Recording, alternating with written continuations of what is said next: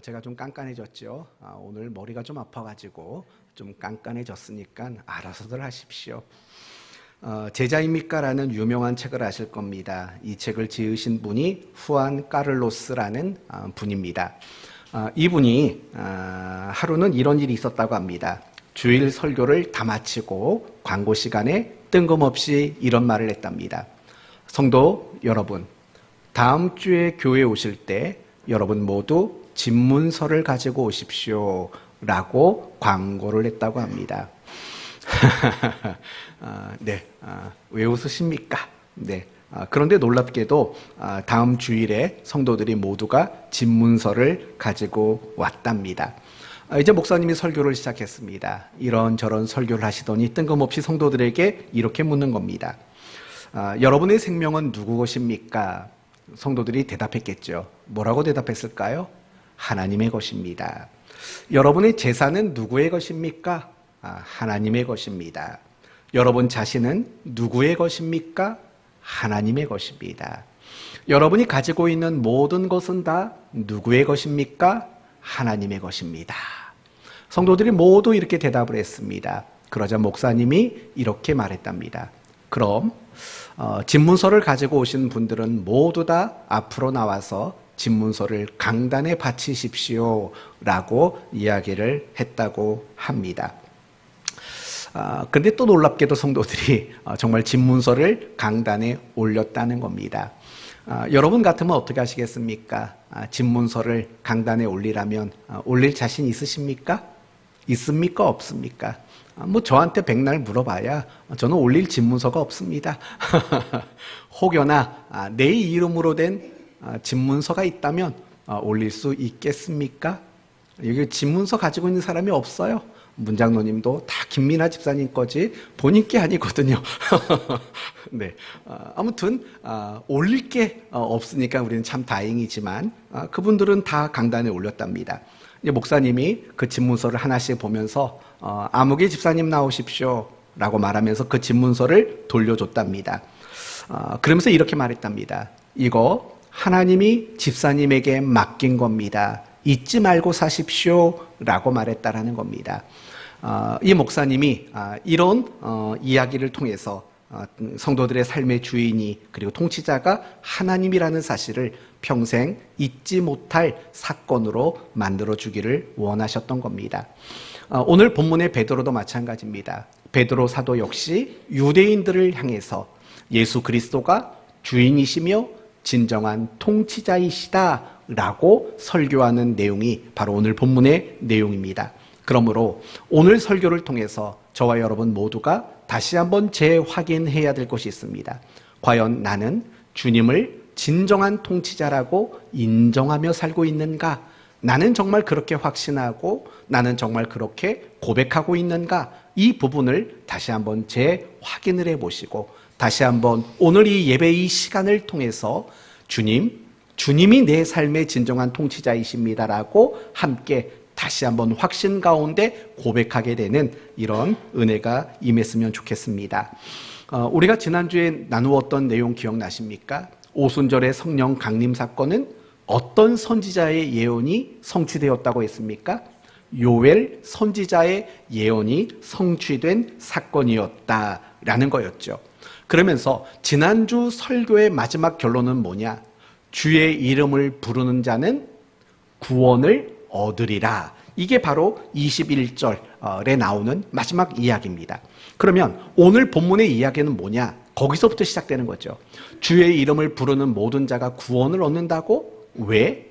과연 그 이유가 뭔데? 라는 부분을 가지고 이제 베드로는 설교하고 있는 겁니다.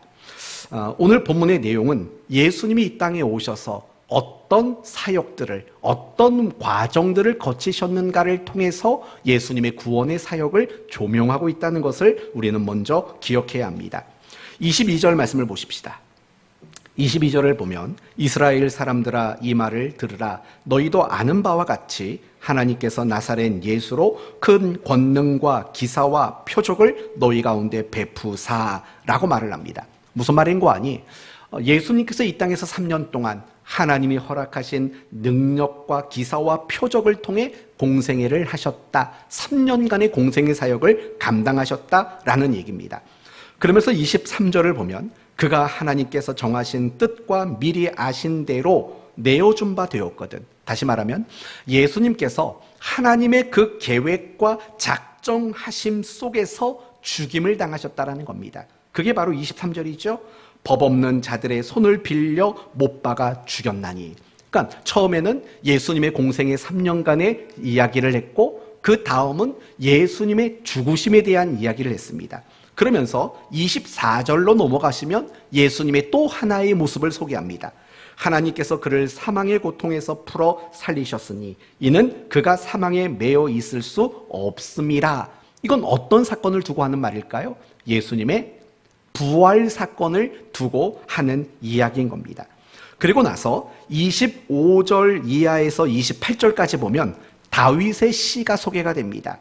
여기서 나오는 다윗의 시는 시편 16편인 겁니다. 결국 이건 뭐냐? 간단히 말하면 예수 그리스도의 죽음은 이미 다윗으로부터 예언되었던 일들이다 라고 소개하기 위해서 다윗의 시가 등장하게 되는 겁니다. 이제 그러면서 계속해서 어떤 얘기가 나오냐면 34절 말씀 보십시오. 34절 이하를 보시면 다윗은 하늘에 올라가지 못하였으나 친히 말하여 이르되 주께서 내 주에게 말씀하시기를 내가 내 원수로 내 발등상이 되게 하기까지 너는 내 우편에 앉아 있으리라 하였도다 라고 말하는 거죠. 여러분, 이건 또 뭘 두고 하는 이야기 같습니까? 바로 예수 그리스도의 승천인 거죠. 예수님이 승천하셔서 하나님 보좌 우편에 앉으신 그 사건에 대한 이야기를 다윗은 시편 110편의 이야기를 가지고 설명하고 있는 겁니다. 그러니 오늘 본문의 이야기는 여러분이 잘 알고 있는 예수님의 그 구속사와 관련된 그 이야기들을 나열하고 있는 거죠. 예수님이 이 땅에 오셔서 권능과 기사와 표적으로 사역하셨다. 그리고 그 다음은 죽으셨다. 그 다음은 다시 하나님이 그를 살리셨다.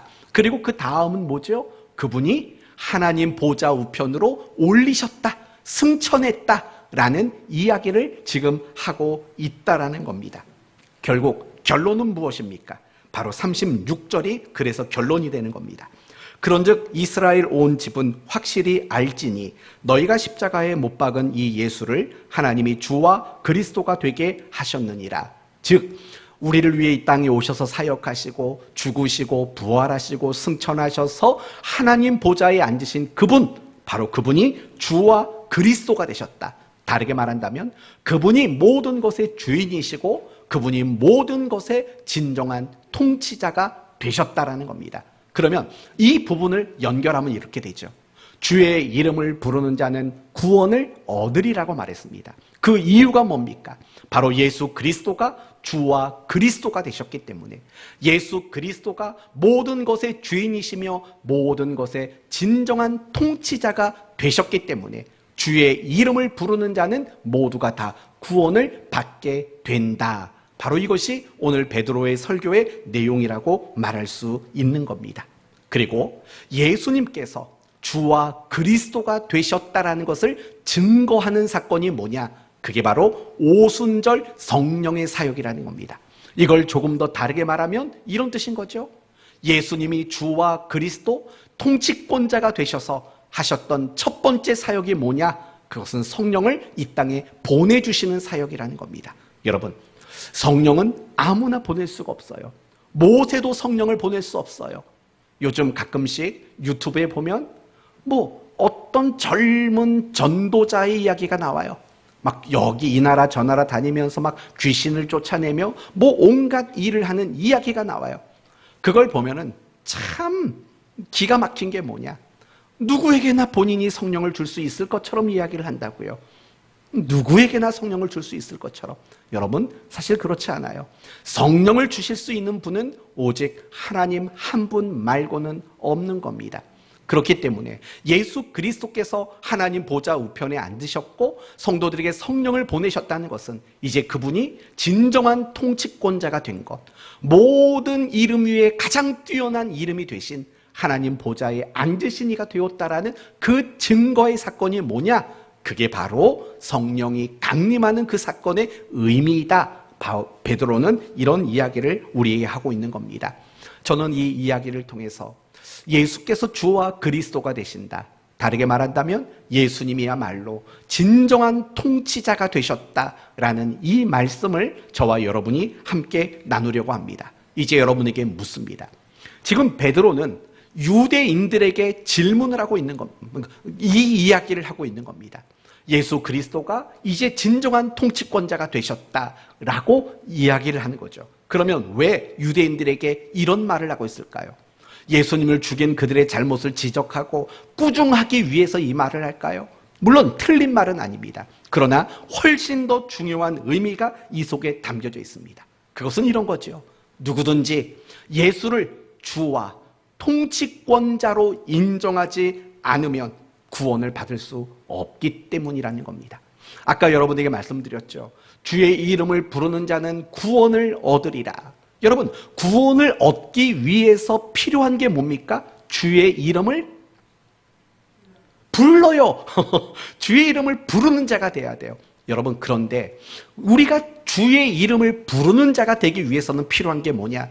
예수님이 주인이시며 진정한 통치자라는 사실을 인정하지 않고서는 누구도 구원을 얻기 위해 주의 이름을 부르는 일들이 불가능하기 때문이라는 겁니다. 지금 베드로가 유대인들에게 예수님이 진정한 통치권자이시며 주와 그리스도가 되셨다고 말하는 이유는 그들로 하여금 주의 이름을 부르는 자가 되도록 만들기 위해서 그들에게 예수님의 주되심과 그리스도 되심, 그분이 통치자이심을 지금 말하고 있다는 거예요. 여기서 우리는 아주 중요한 한 가지 교리를 발견할 수 있습니다.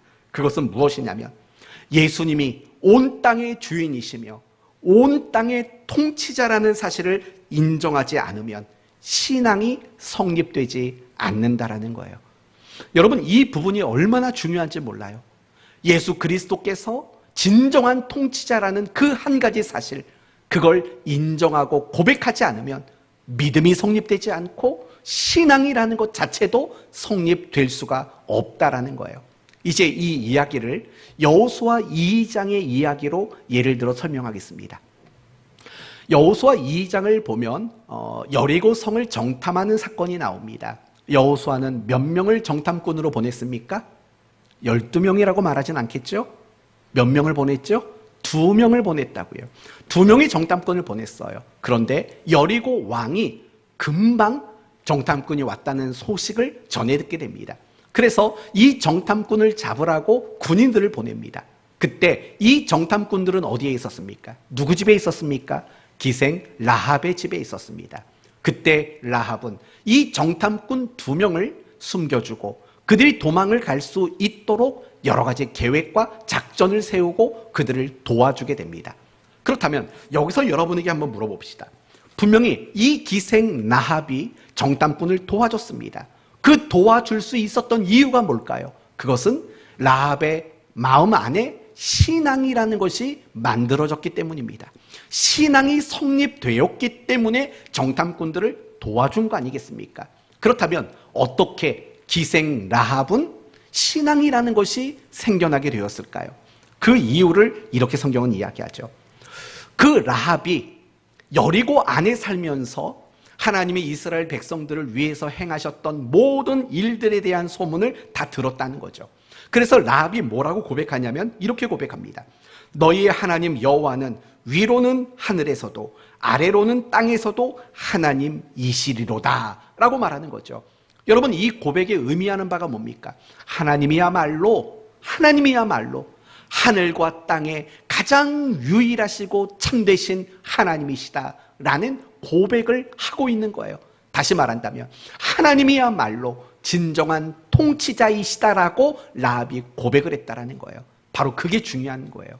라합의 마음에 그 신앙이 자리 잡고 신앙이 성립될 수 있었던 이유, 하나님이 온 땅의 창조주이시며 주인이시며 진정한 통치자라는 사실에 대한 인정과 고백, 그것이 신앙이라는 것을 성립되도록 만들었다라는 거예요.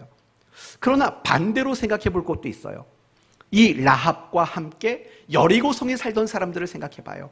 그들은 하나님이 행하신 소문들을 못 들었을까요? 아닙니다. 똑같이 들었습니다. 그래서 어떤 식의 표현이 나오냐면 하나님이 이스라엘 백성들을 위해 행하신 그 모든 소문을 듣고 뭐가 녹았다고 말하냐면 간담이 녹았나이다. 그들이 마음이 녹아버렸고 마음이 두려움에 휩싸여 있었다는 겁니다. 어마어마한 소문을 들었기 때문입니다. 그런데 이상하죠? 똑같은 소문을 들었음에도 불구하고 라합에게는 신앙이 성립됐습니다. 그러나 라합을 제외한 여리고성의 사람들의 마음에는 신앙이 성립되지를 않았다라는 겁니다. 과연 그 이유는 무엇일까? 바로 하나님이 주인이시며 절대 통치권자라는 사실을 그들이 인정하지 않고 고백하지 않았기 때문이라는 겁니다.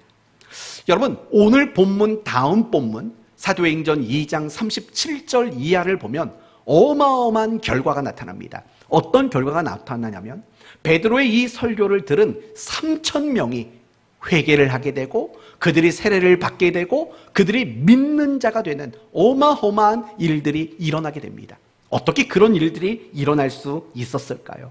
어떻게 그들이 세례를 받고 어떻게 그들이 회개하는 일들이 일어나게 됐을까요?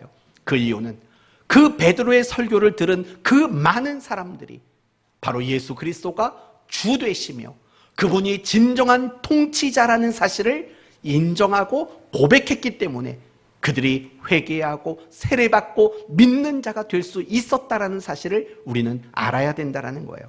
사실 우리도 마찬가지인 거예요. 우리가 신앙이라는 걸 가지게 됐지 않습니까? 그래서 우리가 이 신앙을 가지게 된 그 이유가 뭐냐고 물어본다면 사실은 그거예요. 하나님이 진정한 통치자이십니다라는 그 고백이 여러분을 신앙인이 되도록 만든 거예요.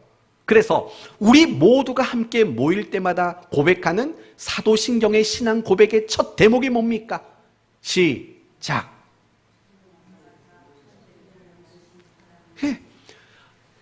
천지를 만드신 하나님을 내가 믿사옵니다. 그분이 천지를 만드셨대요. 보이는 것과 보이지 않는 모든 걸 만드셨어요. 그리고 본인이 만드신 모든 것을 다스리고 주관하시는 통치자라는 것이 우리 모두가 가지는 신앙 고백의 첫 번째 고백이라는 것을 우리는 잊지 말아야 되는 거예요.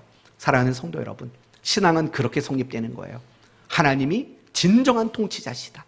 예수 그리스도가 진정한 통치자시다. 그분 말고는 우리에게 구원을 주실 분이 없고 그분 말고는 우리에게 어떤 복을 주실 분이 없다라는, 그분이야말로 진정한 통치자라는 그 사실을 인정하고 고백하고 확신하는 것, 여기에서부터 신앙은 성립되게 되어 있는 겁니다. 여기서 조금만 더 나가셔야 합니다. 뭐냐? 이런 거죠. 예수님이 진정한 통치자라는 사실을 인정하고 확신할 때 올바른 신앙의 삶도 가능해질 수 있다라는 겁니다. 바울이라는 사람을 생각해 봅시다.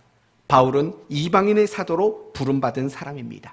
그리고 그가 죽을 때까지 얼마나 신실하고 얼마나 충성된 삶을 살았는지 아실 겁니다. 무엇이 그걸 가능하도록 만들었을까요? 만사가 형통했을까요? 고난과 시련이 그에게 없었을까요? 아닙니다. 말할 수 없는 고난, 정말 형용할 수 없는 고통스러운 시간들이 그에게는 너무나 많았습니다. 그런데도 불구하고 그가 신실하게 충성된 그 모습으로 죽을 때까지 사역을 감당할 수 있었던 이유가 뭐냐? 그것은 바로 예수 그리스도가 진정한 통치자라는 그 고백을 붙잡고 있었기 때문이죠. 그래서 그가 한 고백이 뭡니까? 유명한 고백, 로마서 11장 36절. 이는 만물이 주에게서 나오고 주로 말미암고 주에게로 돌아감이라. 그에게 영광이 세세토록 있을지어다. 찌어다만 알면 되죠. 있을지어다. 그렇죠? 맞아요. 모든 만물이 그에게서 나오고 그로 말미암고 그에게 돌아간다. 이 고백이 다 뭐예요? 그분이야말로 진정한 통치자이시다라는 신앙의 고백인 거예요. 이 신앙의 고백이 확고할 때, 흔들리지 않을 때 우리 모두는 올바른 신앙의 삶을 살아낼 수 있는 거예요. 그러나 반대로 생각해 보세요. 그분이 나의 진정한 통치자시다, 온 땅의 통치자시다라는 이 확신이 흔들리게 되면 제일 먼저 뭐가 흔들린 줄 아세요? 우리의 삶이 흔들리고 무너질 수밖에 없어요. 이 점을 가장 잘 보여주는 성경이 바로 사사기라는 거예요. 여러분, 우리가 사사기를 보면 사사기는 이스라엘 사람들이 가나안 땅에 정착했을 무렵에 있었던 이야기를 소개하고 있지 않습니까?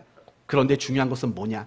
이 사사기에 나오는 이스라엘 백성들은 반복적으로 신앙에 실패한 사람들이라고 우리에게 말을 한다고요. 그렇다면 여러분, 그들이 가나안 땅까지 정착했음에도 불구하고 신앙이 실패했던 이유가 뭘까요? 올바른 신앙의 삶을 살지 못했던 이유가 뭘까요? 이렇게 말합니다.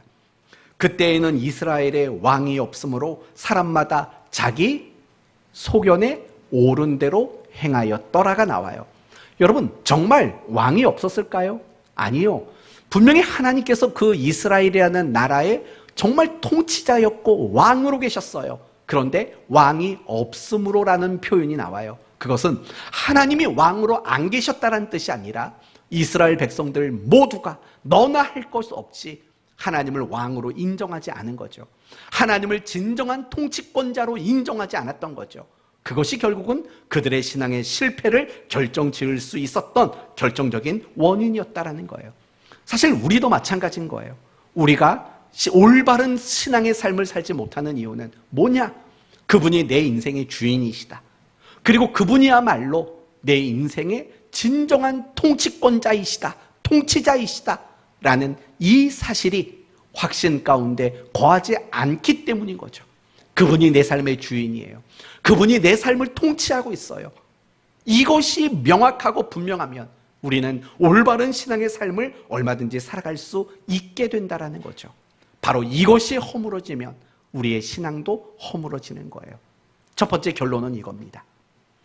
하나님이 진정한 주권자이시며 통치자라는 사실을 인정하고 고백할 때 신앙이 시작이 되는 거예요. 그리고 그렇게 시작된 신앙이라 할지라도 하나님의 진정한 통치자이심을 확고히 붙잡지 않으면 올바른 신앙의 삶을 살아낼 수 없다. 여기까지 여러분에게 첫 번째 결론으로 말씀을 드립니다.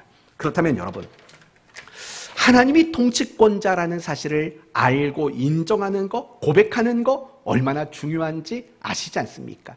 매일매일마다 여러분은 고백하셔야 합니다. 하나님, 당신은 내 삶의 주인이십니다. 하나님은 내 삶의 진정한 통치자십니다. 내가 살아가는 모든 자리, 내게 영향을 끼치는 모든 환경과 현실로부터 하나님은 통치자십니다. 여러분, 우리가 이런 고백을 매일매일 하면 우리는 마음의 안심과 평안 속에 거할 수 있는 거예요. 우리가 왜 날마다 불안하죠? 우리는 왜 날마다 두려운 마음이 생길까요? 왜 그 염려와 두려움 때문에 날마다 갈등하고 세상과 타협하는 일들이 왜 자꾸 생길까요? 바로 그거죠. 그분이 내 삶의 주인이시며 내 인생의 통치자라는 사실이 흔들리기 때문에 그런 거예요. 그래서 우리는요, 지난번 설교에는 그랬죠. 매일 아침마다 눈 뜨면 뭐라고 고백해라고 그랬죠? 사랑합니다. 사랑합니다. 이 고백을 매일 하라고 그랬어요. 오늘 하나 더 내드릴게요. 사랑합니다라고 고백하기 이전에 이렇게 말하세요. 하나님, 당신은 내 삶의 주인이시고 나와 내게 영향을 끼치는 모든 것의 통치자십니다.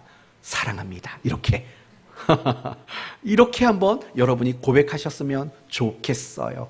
그런데요, 우리가 하나님이 통치자이심을 알고 고백하는 거, 이거보다 훨씬 더 중요한 게 있어요.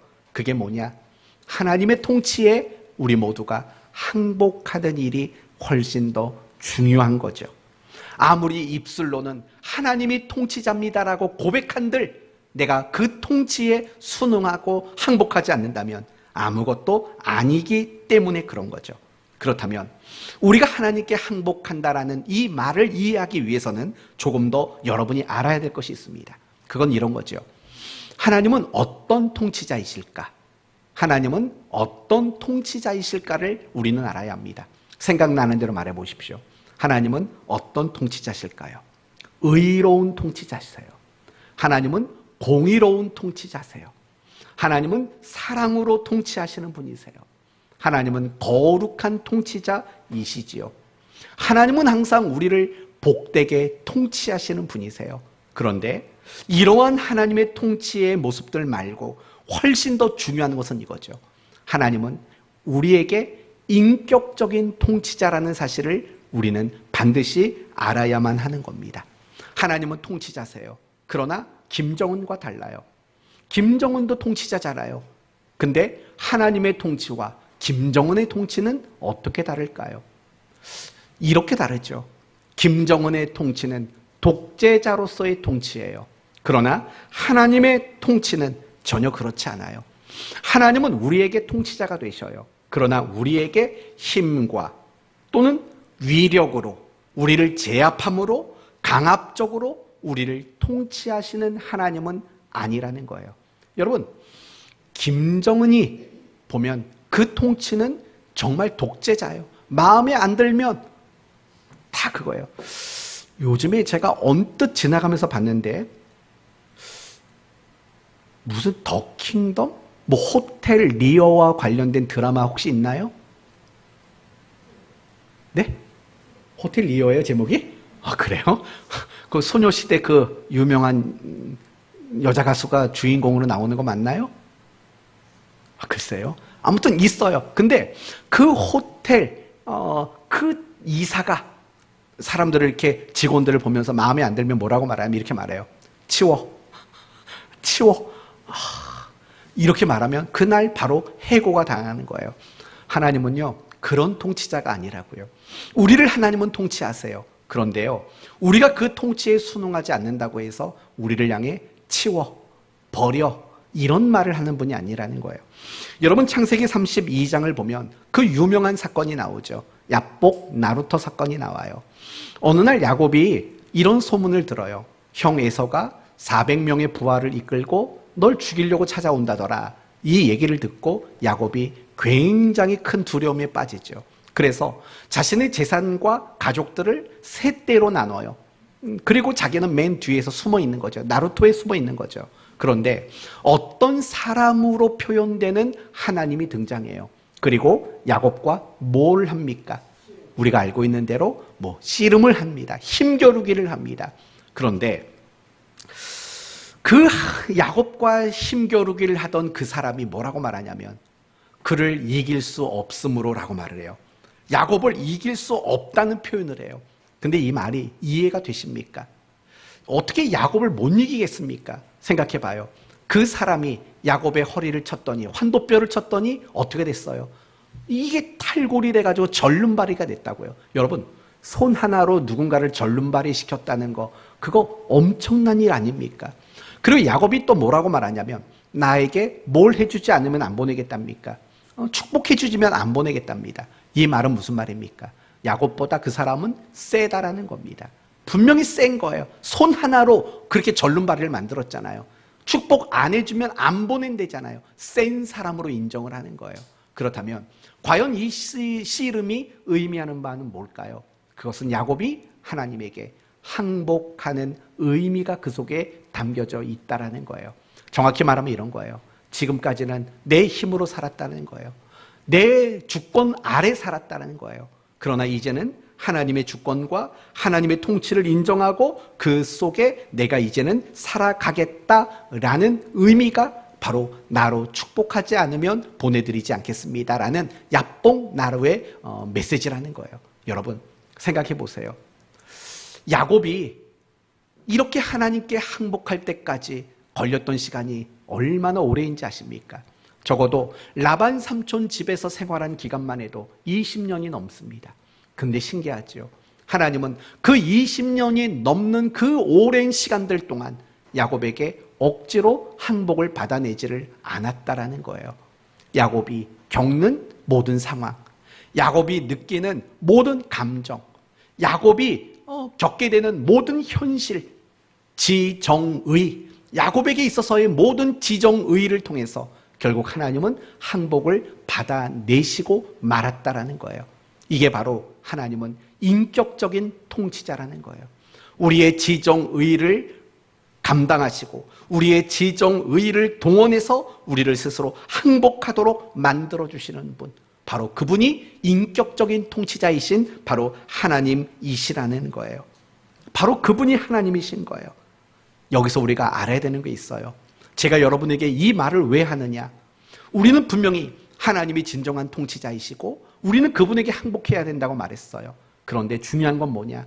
여러분이 무릎을 꿇지 않으면 하나님은 억지로 여러분을 무릎 꿇리시는 분은 아니라는 점을 여러분에게 말씀드리기 위함이라는 거예요. 여러분이 스스로 하나님께 항복할 때까지 하나님이 할 수 있는 것은 없어요. 여러분을 포기하지 않는 일, 여러분이 항복할 때까지 기다려 주시는 일 말고 하나님은 여러분을 억지로 힘과 위력을 통해서 여러분에게 항복을 받아내는 그런 일을 하지 않는 분이에요. 인격적인 하나님이시라는 거 우리는 알아야 되는 거죠. 그렇기 때문에 여러분은 의지를 가지는 일들이 중요한 거예요. 내 삶 속에서 내가 끊임없이 하나님께 항복하겠다라는 이 의지와 결단을 가지는 일들, 이것이 없이는 여러분 모두가 하나님께 항복할 다른 방법은 존재하지 않는다라는 거예요. 내가 예수를 믿어요. 내가 구원을 받았어요. 내가 신앙이라는 걸 가지고 있어요. 그 의미가 뭔데요? 그래서 여러분에게 날마다 고백되고 그래서 여러분에게 날마다 나타내야 되는 모습이 뭔데요? 그건 결국은 항복일 수밖에 없는 거예요. 내가 구원을 받았어요. 그 구원받은 사람에게 끊임없이 나타나는 것은 하나님의 그분의 뜻과 그분이 원하시는 그 모든 삶에 대한 항복이 나타나야 되는 거예요. 내가 믿음을 가졌다라는 것도 끊임없는 내 삶 속에서 이 항복이 하나님께로 드려지는 거예요. 그게 바로 믿음으로 사는 거고 내가 신앙을 가졌다라는 그 말의 의미라는 걸 우리는 잊지 말아야 돼요. 그런데 뜻밖에도 너무 많은 그리스도인들이 이 항복이라는 우리의 마땅한 이 신앙의 내용을 알지 못하는 성도들이 너무나 많다고요. 한번 물어볼까요? 여러분은 지난 3일 여간 살면서 하나님이 여러분에게 어떤 감동을 주시고 어떤 마음을 주시고 어떤 소원을 갖게 하시는 그 일들, 그리고 여러분의 귀에 들려 알도록 하신 그 일에 대해서 과연 여러분은 항복을 선언했는지를 생각해 보십시오.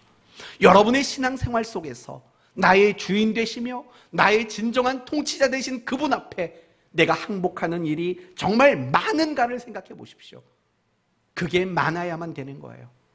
내가 끊임없이 하나님께 항복하는 그 일들이 있어야지 우리는 올바른 신앙의 삶을 살고 있다고 말할 수 있게 된다는 거예요. 그런데 많은 그리스도인들이 여전히 하나님과 힘겨루기를 하고 있는 것들이 얼마나 많은지 몰라요. 심지어는요, 어떤 몰상식한 사람들은 이런 말도 해요. 하나님을 이겨먹는 게 신앙이라고 말하는 사람도 있어요. 가장 대표적으로 말하면 기도죠. 뭐라고 말하냐면 하나님이 응답할 때까지 해봐. 하나님 보좌 좀 흔들어봐. 뭐 그런 말 들어본 적 없어요, 여러분? 기도해가지고 하나님의 보좌를 흔들, 뭐 이런 말도 안 되는 얘기들을 가지고 기도에 대해서 써먹는 경우가 얼마나 많은지 모른다고요. 우리가 기도를 이겨먹는 게 아니에요. 신앙은 하나님을 이겨먹는 게 아니라고요. 신앙은 하나님과 힘겨루기 하는 게 아니에요. 어떤 분들은 금식할 때 그러죠. 하나님, 누가 이기나 해봅시다. 응답 안 해주면 굶어서 죽어버릴 테니까 누가 이기나 해봅시다. 아니죠, 여러분. 신앙은 항복하는 건데 기도를 통해 하나님을 이겨먹겠다고요? 금식을 통해서 하나님을 이겨먹겠다고요? 아닌 거죠. 신앙은 항복이 아니고는 진정한 신앙이라고 말할 수가 없는 거예요. 그렇지 않습니까?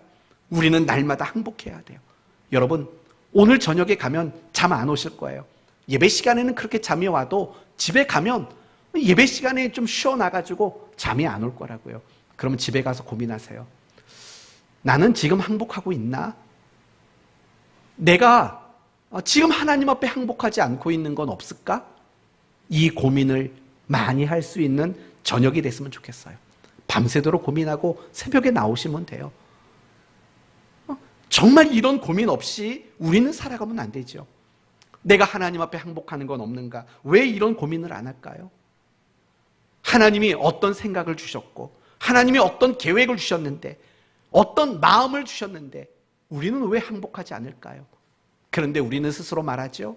나는 믿음이 좋다고, 나는 신앙이 좋다고, 우리는 그런 생각을 한다고요. 오늘 문승국 청년이 나왔어요. 결혼하고 원당으로 이사 오고 했던 말이 뭔지 아십니까? 목사님, 김효선 집사님한테도 그랬대요. 수요 예배 나와 보렵니다. 결국 항복한 거죠. 그러니까 결국 그런 것들이 신앙 아니겠어요? 근데 오늘 마음속에 그런 마음이 왜 없겠어요? 아침까지 일하고 아침에 퇴근했는데 쉬고 싶은 마음. 그리고 신혼이지 않습니까? 해 떨어졌는데 신혼인데 잘 보지도 못하잖아요. 하루 출근하고 하루 있다가 또 집에 오니까 잘 보지도 못하는 색시 집에 두고 그래도 항복하는 거. 결국 그런 것들이 신앙이라고 말할 수밖에 없는 거예요. 그리고 그거 아세요? 진짜 행복은요, 항복하는 그 자리에 있다라는 거. 항상 행복은 그래요. 여러분, 공지영 씨라는 여류 작가 아시죠? 유명한 한국의 소설가 있습니다. 그분이 쓴 책 중에 수도원 기행이라는 책이 있어요. 그 책은요, 자신이 겪었던 여러 가지 경험들, 특히 자신이 행복을 찾게 된 그 경험을 그 책 속에 써놨어요. 그 대목을 그대로 읽어드릴게요. 처음엔 소설가가 된다면 행복해질 거라고 생각했다. 그래서 나는 소설가가 되었다. 그 다음엔 유명해지면 행복할 거라고 생각했다. 열심히 노력하는 가운데 나는 유명해졌다. 그 다음엔 당연히 돈 걱정이 없어지면 행복할 거라고 생각했다. 생활비를 다 쓰고도 통장에 100만 원만 남아있어도 아무 걱정 없고 행복할 것 같았다. 다 동의가 되시죠? 소설가만 된다면, 유명해지기만 한다면, 생활비를 마음껏 써도 100만 원만 남아있다면 난 행복하겠다. 그런 마음을 가지고 있었다는 거예요. 그런데 1994년 여름 내가 낸 3권의 책이 베스트셀러가 됐다. 그러니 돈 걱정이 없어졌다. 자고 일어나면 몇 천만 원씩 통장에 입금이 되었다. 그런데 나는 전혀 행복하지 않았다. 아니, 소설가가 되면, 유명해지면, 돈 걱정 없으면, 그래서 수천만 원씩 책 인쇄로 통장에 입금되는 걸 봤는데 안 행복했답니다. 안 행복했답니다. 그러면서 이렇게 말합니다. 어쩌면 그 깨달음이 이르기까지 걸린 시간이 너무 오래 걸렸다. 18년이 걸렸다. 무슨 말이냐면 내가 정말 행복해지는 거, 어떻게 하면 행복해지는가를 깨닫는 데까지 18년이 겪었대요. 그러면서 이렇게 말합니다. 18년이 흐르고 나서야 나는 하나님께 무릎을 꿇었다. 항복합니다, 주님. 그런데 항복합니다, 주님이라고 써놓고 보니 신기한 게 발견되었다. 항복과 행복은 획 하나 차이일 뿐이었다. 그렇죠? 항복, 행복은 이라는 획 하나 그 차이였다라는 거예요. 그러니까 이 공지영 씨가 깨달은 행복은 뭐냐? 내가 하나님 앞에 항복하는 거. 그게 바로 행복하다라는, 행복의 비결이라는 걸 자신이 비로소 깨달았다. 이런 고백을 했습니다. 성도 여러분, 사실 우리가 항복하는 그 시간에 우리는 얼마나 행복해지는지 몰라요. 근데 행복만 있는 게 아니에요. 내가 하나님 앞에 항복하는 그 시간에 우리는 강해져요. 우리가 하나님 앞에 항복하는 그 시간에 우리는 거룩해지게 돼요. 우리가 하나님 앞에 항복하는 그 시간에 나는 달라지고 변화되어지는 일들이 일어나기 시작해요. 모든 것의 변화는요, 항복에서부터 시작이 되는 거예요. 그런데 우리는 이 중요한 항복을 늘 놓치고 살아가요. 마땅히 해야 할 매일매일의 순간에 이 항복을 하지 않는 경우들이 얼마나 많은지 몰라요.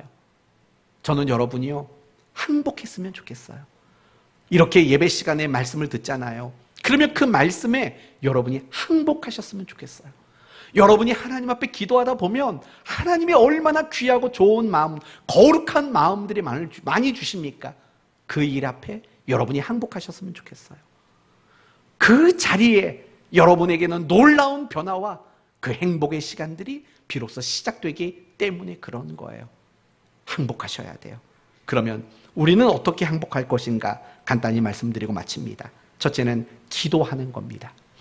우리가 하나님 앞에 항복할 수 있는 제일 좋은 방법은, 훈련은 결국은 기도일 수밖에 없어요. 설명해 드릴게요.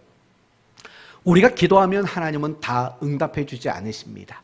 어떤 건 내가 기도한 대로 응답을 해주세요. 그런데 하나님이 어떨 때는 아무런 응답도 주지 않으셔요.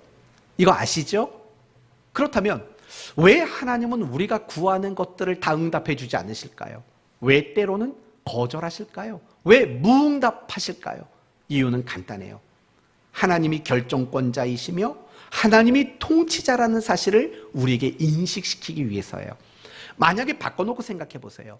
내가 하나님께 기도하는 대로 하나님이 다 줬어요. 그러면 누가 통치권자일까요? 내가 통치권자예요. 알라딘의 지니의 램프 아시지 않습니까? 알라딘이 램프를 비벼대면 호로롱 하고 나와가지고 이렇게 해가지고 주인님 뭘 원하십니까? 소원을 말해보십시오 하는 거 있지 않습니까? 묻습니다. 알라딘이 셉니까? 지니가 셉니까? 지니가 세죠. 지니는 뭐든지 소원을 들어줄 수 있거든요. 알라딘은 할 수 있는 게 없어요. 램프를 비비는 것밖에 없어요. 그런데 통치권자는 누굽니까? 알라딘이죠. 왜 알라딘입니까? 모든 게 알라딘의 뜻과 말대로 되니까 그가 통치자가 되는 거죠. 마찬가지인 거예요. 우리가 기도하는데 하나님이 내가 기도한 대로 다 응답해 준다? 그거 좋아하지 마십시오. 그건 그렇게 좋아할 문제가 아니죠. 그러나 하나님이 내 기도를 거절하시고 응답해 주지 않는다? 여러분은 지금 너무 좋은 걸 배우는 거예요. 뭘 배우는 거냐? 내가 주권자가 아니고 내가 통치자가 아니구나. 내가 깜빡했네. 하나님이 주권자이시고 하나님이 통치자라는 사실을 배우는 시간이 바로 내가 거절당하는 그 시간인 거예요. 기도의 가치는 여기에 있어요.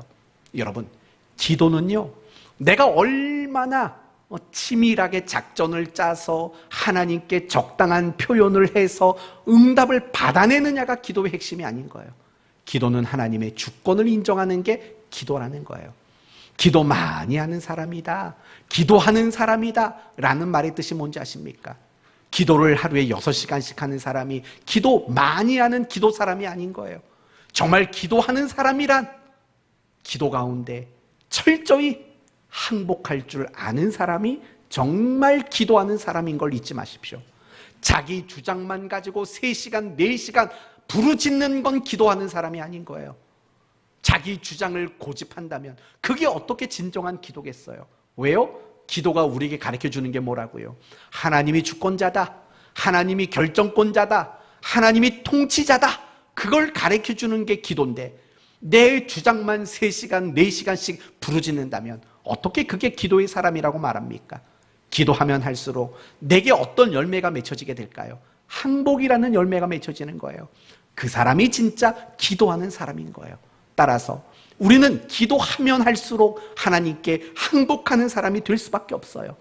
두 번째는요, 하나님의 사랑을 확신할 때 항복하게 되는 거예요. 하나님의 사랑을 확신할 때.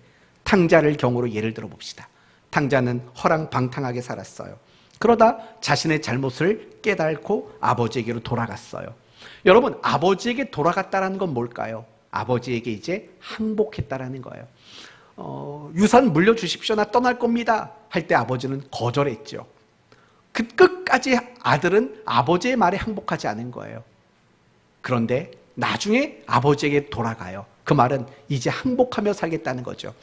그래서 이 아들이 아버지에게 뭐라고 말하냐면, 나를 아들로 보지 마시고 누구 중에 하나로 보랍니까? 품꾼. 품꾼이라는 단어를 쓴 건 바로 그거예요. 내가 항복하는 위치에 평생 살겠다라는 거예요. 평생 살겠다는 거예요. 그렇다면 이 탕자가 아버지에게 항복할 수 있었던 이유가 뭘까? 아버지의 변하지 않는 사랑을 확신했으니까. 그렇죠? 변하지 않는 하나님 아버지의 사랑을 확신하지 못했다면 돌아가지 못하죠. 근데 아버지는 이런 나를 받아줄 거라는 변함없는 그 사랑을 탕자는 확신한 거죠. 그래서 돌아가는 거죠. 우리도 마찬가지예요. 우리 모두는 하나님 앞에 죄인이라고 항복한 사람들이에요. 우리가 죄인이라고 항복할 수 있었던 이유가 뭡니까? 그분이 우리를 위해 독자를 내어주시고 그를 독자를 십자가에 못 박아 죽는 일까지 하신 그 사랑을 확신하니까 내가 죄인입니다라고 우리는 고백할 수 있는 겁니다. 마찬가지예요. 하나님의 그 사랑을 확신하면 항복할 수 있게 되는 거예요. 항복할 수 있게 되는 거예요. 저는 여러분이 그래서 하나님을 많이 사랑하는 성도가 되었으면 합니다. 말씀을 마치겠습니다. 신앙은 하나님이 주인 되심과 하나님이 진정한 통치자 되심을 인정하고 고백할 때 신앙은 성립되고 시작합니다. 그리고 그 하나님의 주권과 통치자 되심을 인정하는 그 신앙을 붙잡을 때 올바른 신앙의 삶을 만들어 낼 수 있는 겁니다. 그렇다면 우리 모두가 해야 되는 것은 뭐냐? 그분이 통치자라는 사실을 인정하고 고백하는 일과 그리고 그분 앞에 항복하는 일이 필요한 거예요. 어떻게 항복할 수 있다고요? 기도를 통해서. 그분의 사랑을 확신하는 것을 통해서 우리는 항복할 수 있어요.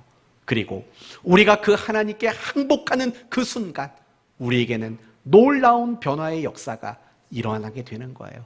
무엇보다 항복한 그 자리에서 행복을 누리게 되는 일들이 일어나게 되는 겁니다. 그러므로 저는 여러분 모두가 매일매일마다 이 항복의 싸움을 할 수 있기를 바랍니다. 날마다 하나님 앞에 항복하는 그 일들이 여러분에게 있어서 정말 중요한 일이 되어질 수 있기를 바랍니다. 신앙은 끊임없이 항복해 가는 겁니다. 그리고 모든 걸 항복하는 것이 신앙의 완성인 것입니다. 아직 항복하지 못한 것들을 확인하시고 깨달으셔서 이제 정말 진심으로 뱉게 들고 하나님 앞에 항복하게 되는 복된 성도 되시기를 바랍니다. 예수님 그분만이 우리의 주인 되시며 진정한 통치자이기 때문입니다. 기도합시다.